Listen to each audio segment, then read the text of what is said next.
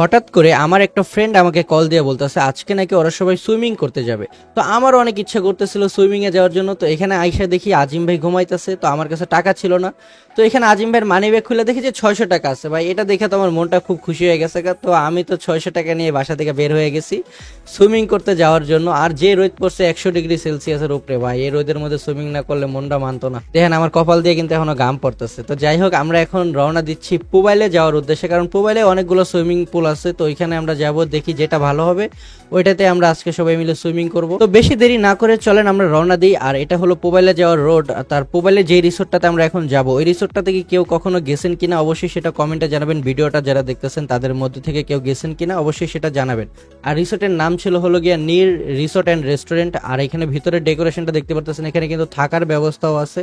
আর থাকার জন্য অনেক এক্সপেন্সিভ ভাই, অনেক বেশি টাকা লাগে। তো এখানে ভিতরে ডেকোরেশনটা খুবই সুন্দর ছিল, কিন্তু এই জায়গায় একটা সমস্যাও ছিল, সমস্যার কথা আমি পরে বলি। আর ভিডিওটা আপনারা কে কোন জায়গা থেকে দেখতেছেন সেটা অবশ্যই কমেন্টে জানাতে ভুলবেন না। ভালো লাগলে একটা করে লাইক করে দিবেন, আর নতুন হয়ে থাকলে ফলো বা সাবস্ক্রাইব করে আমাকে সাপোর্টটা করতে ভুলবেন না, ঠিক আছে? এখন এই রিসোর্টটা নিয়ে কথা বলা যাক। এখানে ডেকোরেশন খুবই সুন্দর, সুইমিং পুলটাও খুবই ভালো ছিল, বাট সুইমিং এর জন্য কিন্তু 200 টাকা করে লাগবে পার পার্সন। আর এন্ট্রি যে নিব আমরা রিসোর্টে, ওই এন্ট্রির জন্য আরো 50 টাকা করে খরচ হয়েছে সবার।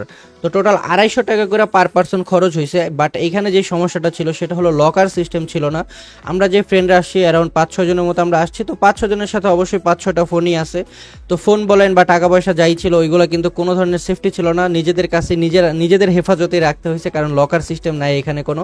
তো যদি কেউ আসেন এখানে কখনো আমার ভিডিও দেখে, তাহলে অবশ্যই এই জিনিসটা মাথায় রাখবেন যে এখানে কিন্তু লকার সিস্টেম নাই। তো মূল্যবান কিছু নিয়ে আসার কোনো দরকার নাই।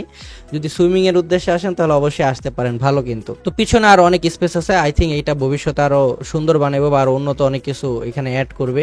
তো এখন আমরা বেশি আমাদের অলরেডি সুইমিং এর টিকিট কাটা শেষ, তো এখন আমরা সুইমিং করতে যাবো। আর যাদেরকে আপনারা ব্যাকগ্রাউন্ডে দেখলেন ওরা সবাই হলো আমার স্কুল জীবনের বন্ধু, ওদের সাথে আমার স্কুল জীবন কাটাইছি, একই সাথে এসএসসি পাস করছি, এরপরে আমরা এক একজন এক এক কলেজে ভর্তি হয়ে গেছিলাম। আর এখানে দুইটা জোন আছে, ঠিক আছে? একটা জোন হলো বড়রা সুইমিং করতে পারবে, আর একটা কিড জোন আছে, পিচ্ছি ছোট পোলাবাইনদের জন্য একটা জোন আছে যেখানে ছোট পোলাবাইনরা আর কি সুইমিং করতে পারবে। তো আমি আইসা অলরেডি 2-3টা ডুব দিয়েও দিছি। ডুব বলতে আর কি আমি পানিতে নাইমা গেছিলাম 2-3 বার। তো ভাবলাম যে একটু ভিডিও করি, নাহলে আবার এই ভিডিওগুলো আমার নেওয়া হইব না পরে, কারণ সুইমিং একবার নাইমা গেলে দেন খালি সুইমিং করতেই মন চাই, এবার উঠতে মন চাইব না। তো এখন সবাই 1-2-3 বলে আমরা আর কি লাভ দেওয়ার চেষ্টা করব। আর একটু পরে কিন্তু আমি একটা মানুষরে আর কি এখনই পানির তলে ডুবাই দিতাম লাভ দিয়া, কারণ আমার নিচেই পড়তে লইছিল, সে একটুর জন্য বাইচা গেছে। তো এই যে দেখেন লাভটা দিছে, আর ও এখানে আসছিল, বাট সমস্যা কোনো দুর্ঘটনা হয় নাই। তো বাইরে আমি বললাম ভাই দুঃখিত, তো উনি বললো আবার ওকে ভাই ওকে। তো ফ্রেন্ডদের সাথে বের হয়েছে, অনেক চিল করছে, অনেক মজা করছে ওই দিনটাতে। তো 1 ঘন্টা সময় দিছে আমাদেরকে যে 1 ঘন্টায় আমরা সুইমিং করতে পারবো, কিন্তু আমরা প্রায় 2.5 ঘন্টার মতো এখানে সুইমিং করছি। আর এই জায়গাটাতে পানির গভীর একটু বেশি ছিল, আর ওই জায়গাটাতে নর্মালি ঠাই পাওয়া যায়, বাট এই জায়গাটাতে আর কি একটু ঠাই পাওয়া যায় না, একটু গভীর বেশি এই জায়গাটাতে।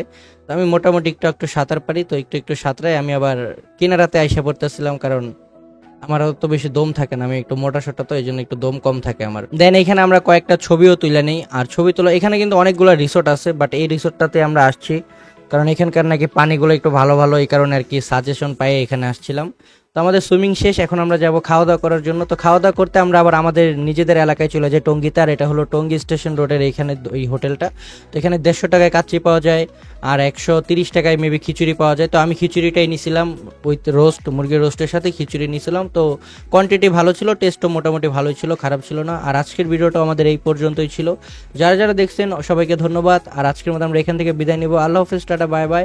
দেখা হবে আপনাদের সাথে নতুন কোন এক ভিডিও নিয়ে। সে অবধি সবাই ভালো থাকবেন, সুস্থ থাকবেন। আল্লাহ হাফেজ গাইস। আর ভিডিওটা আপনাদের কেমন লাগলো অবশ্যই সেটা কমেন্টে জানাতে ভুলবেন না।